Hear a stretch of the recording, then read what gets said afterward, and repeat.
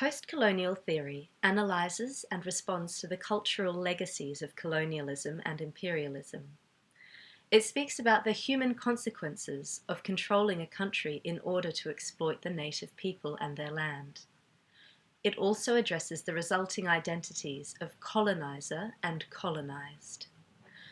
Postcolonial theorists such as Homi Bhabha have pointed out that after the departure of colonial powers, it often became difficult for those left behind to sort out the authenticity of their own identities from the values, customs, language and institutions imposed on them by the colonisers.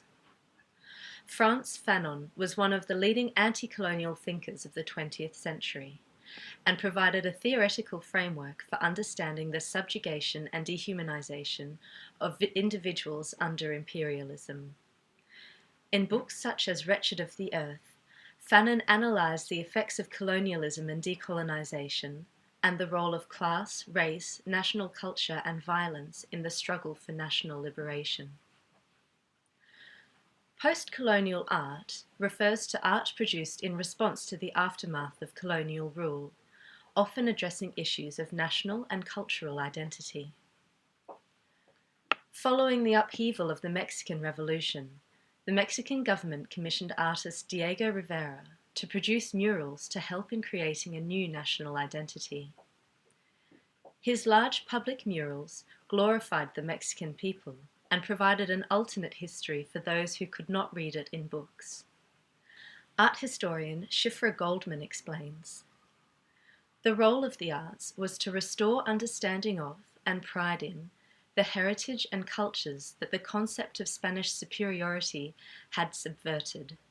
The History of Mexico mural, located in the National Palace in Mexico City, depicts Mexico's history from ancient times to the present, emphasizing the richness of the native Aztec culture before Spanish conquest and the subsequent struggles against various colonial forces.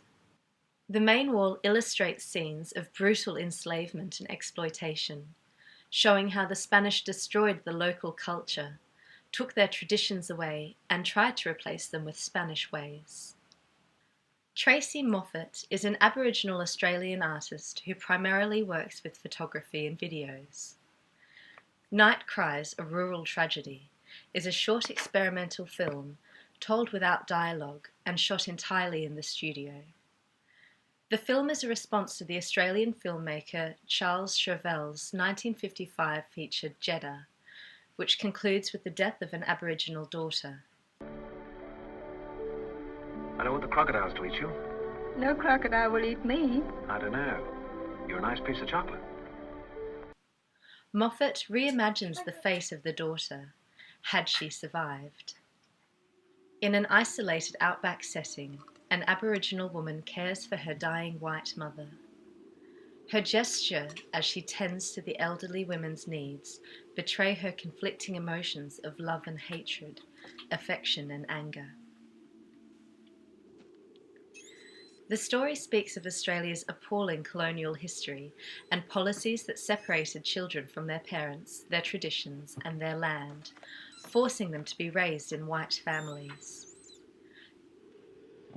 Visually, Moffatt also challenges the social construction of Aboriginality by constructing a deliberately artificial environment in opposition to the natural settings that are typically adopted by ethnographic film documentaries. During the 300-year-long British rule, the people of India were plunged into servitude. Indian artist Shelly Jyoti takes inspiration from India's historical struggle for freedom from the British Empire. In the 19th century, Bengal was the world's biggest producer of indigo. An Englishman in the Bengal civil service is said to have commented, "Not a chest of indigo reached England without being stained with human blood." Indigo Narratives features sculpture, installation, and paintings that incorporate hand-embroidered textiles, ajrak printing on khadi, and Sanskrit calligraphy. My narratives are inspired by the accounts of the tyranny of British colonial indigo planters on native farmers of Champaran and Mahatma Gandhi's subsequent intervention in Bihar in 1917-18, the first satyagraha led by Gandhi on Indian soil after his fight against racialism in South Africa. Stop growing indigo, we will fight. We need wheat and rice to survive. For the dying farmers who gave their lives to grow indigo plant, the blood that spilled in the fields of blue is the blood that stained the chest of indigos to reach England. Do we need another Mahatma to fight for the 21st century farmers? The blues of indigo or the moods of indigo. A later series, Salt, the Great March, is a reference to Gandhi's Salt March of 1930, in which Gandhi directly challenged government authorities by walking some 390 kilometres to rebel against the British tax on salt. The exhibition Artist and Empire opened in November 2015 at Tate, Britain. On display were artworks associated with the British Empire from the 16th century to the present day.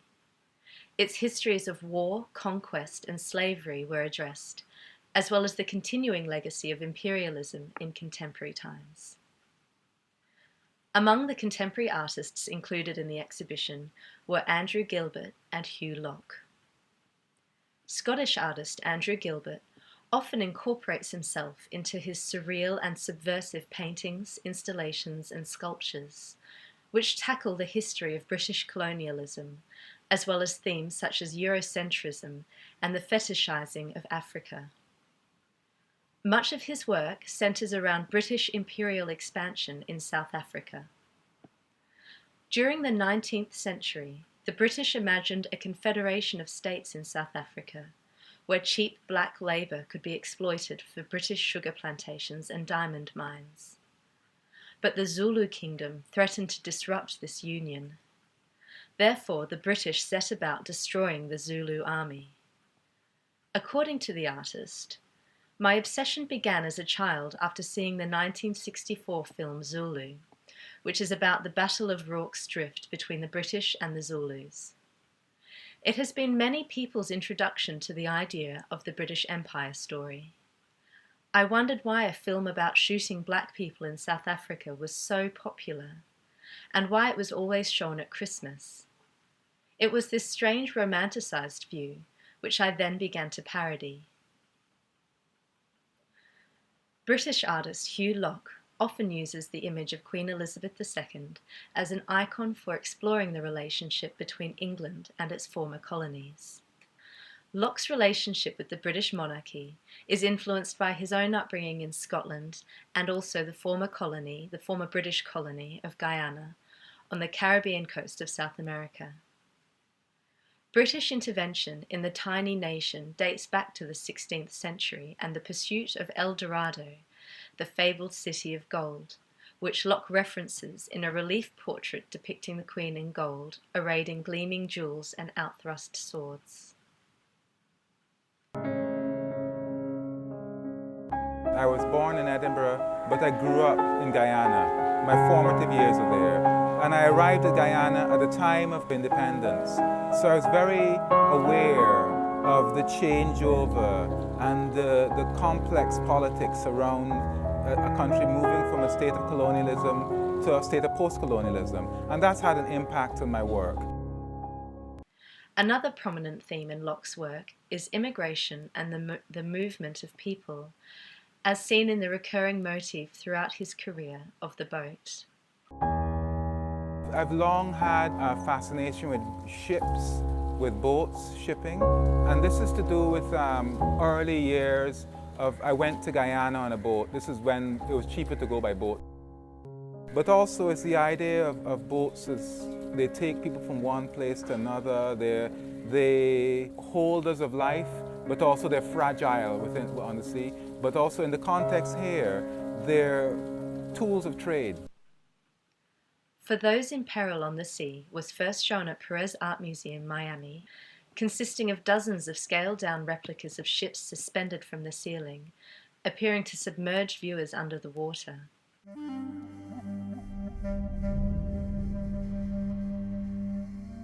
Hanging in midair in this very beautiful church is this flotilla of fishing smacks and junks and galleons and oil tankers and pleasure boats and fishing smacks, all by the artist Hew Locke, and they just hang here, being tossed hither and thither, and all facing the altar of the church. And it's called For Those in Peril on the Sea, and makes you think about migration and journeys and travel and, well, I'm in the pulpit, so I'd better give some sort of homily about life and how we're all being tossed hither and thither. People worrying about what happens when their loved ones disappear over the horizon. Well, life without a horizon is pretty unthinkable, isn't it? And this one seems to be, I guess you could say they're going nowhere, but they're just holding their place in space rather beautifully.